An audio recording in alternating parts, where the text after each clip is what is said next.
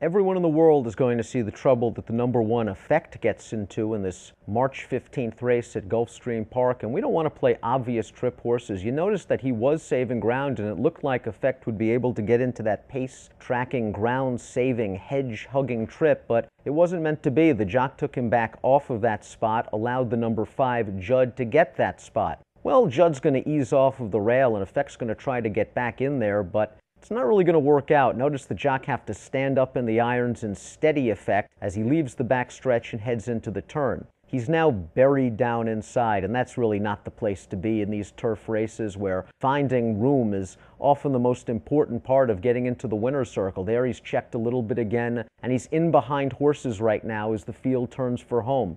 Effect really doesn't have much of a clear way at all. He's down on the inside. He has a little bit of run here, and will be steadied once more as he tries to get out. He's being bumped and hassled by the number 12. And right here, he still has a clear run down on the inside, but it's just not going to happen. Effect was well beaten that day, finishing 7th, beaten 5.5 lengths.